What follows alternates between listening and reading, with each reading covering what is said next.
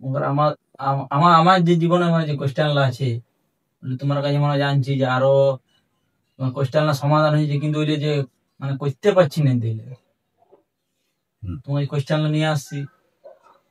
যে তোমার আমাদের দেখবে যে টাইম যে কোনো টাইম পড়তে বসি তখন দেখবে সাতের টান হোক, সিক্সের টান হোক বা টাকার টান হোক, 7 = 6, এই তিনটা টানটা মানে এই তিনটে বাদ দিয়ে কিছু আসে নাই। এই তিনটে মানে আসবে কি যে কোনো একটা আসবে, কারো ওইটা আসবে, ওইটা মানে 7 = 6টা আছে, তো ওইটার মানে টানটা গুছাও কি করে? একটা টানটা থাকে স্বাভাবিক, তো থাকে কেন? আর একটা হচ্ছে ওর উপর উঠতে হবে, দুটা কোশ্চেন আছে, তো ওইটা টানটা থাকে কেন একটা কোশ্চেন, আর একটা ওইটা ওর উপর উঠবো কি করে?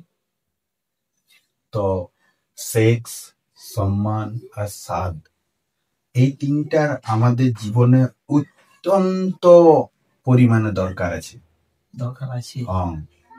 এই নেচার যেটাই আমাদের জন্য করেছে সেইটা আমাদের জীবনে অত্যন্ত দরকার, খুব বেশি দরকার বলেই তো করা আছে। সেক্স আমাদেরকে কেউ শিখায়নি, শিখাইছে কেউ? ওটা আমাদের নেচারের মধ্যে আছে সবাই। তো এবার কেউ যদি বলে তাহলে ছোট ছেলের মধ্যে কই, তো সব জিনিস বীজের মধ্যে বৃক্ষ লুকাই থাকে। তো বীজটা তো বীজটাই তো গাছটা তো লুকা আছে, কিন্তু কখন ওটা প্রকাশিত হবে গাছটা 20 বছর পরে। তো সেক্স আমাদের মধ্যে লুকায় আছে জন্মগত ভাবে, ডিএনএ এর মধ্যে ঢুকায় আছে। সম্মানের আকাঙ্ক্ষা, ইচ্ছা আমাদের ডিএনএ এর মধ্যে ঢুকা আছে। আর স্বাদ, এইটার ইচ্ছা আমাদের ডিএনএ এর মধ্যে ঢুকা আছে।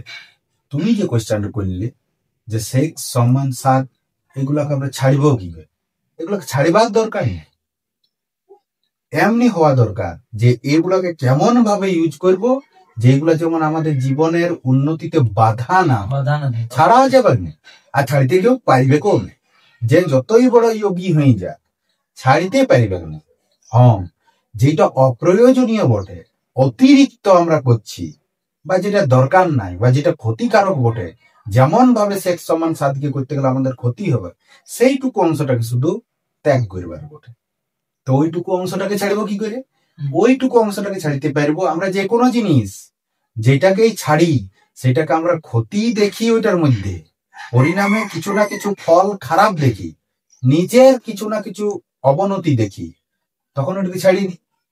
ঠিক এমনি সেক্স, সম্মান, সাদ এই তিনজনাকে আমরা ছাড়বো কি করে? মানে অতিরিক্ত যেটা করছি, ভুল ভাবে যেটা করছি, সেইটুকুটাকে ছাড়বার জন্য আমাদের কি করতে হবে? ওটার মধ্যে ক্ষতি দেখতে হবে।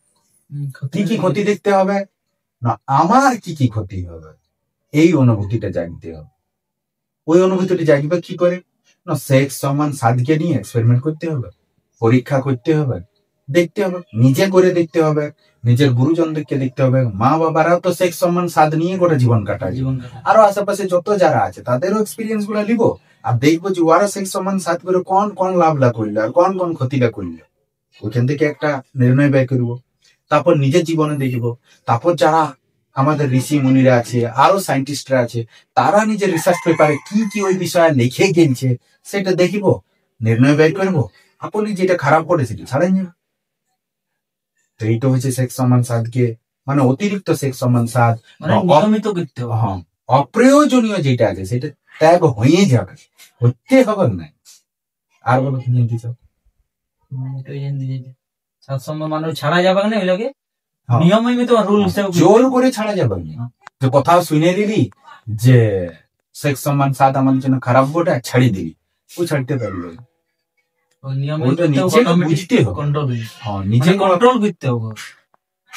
করতে হবে, আরো ভালো করলে কন্ট্রোল হয়ে যাবে। আমাদের এমনি কই হয়েছে যে আমরা কি করে ছাড়িব, যে ইলেকট্রিকটাকে ছুটিয়া নাই এই ব্যাপারটাকে আমরা কি করে জানবো? কই ছুছি আমরা, ইলেকট্রিকও আমাদের কাছে আছে তাও ছুছি নি, কেন?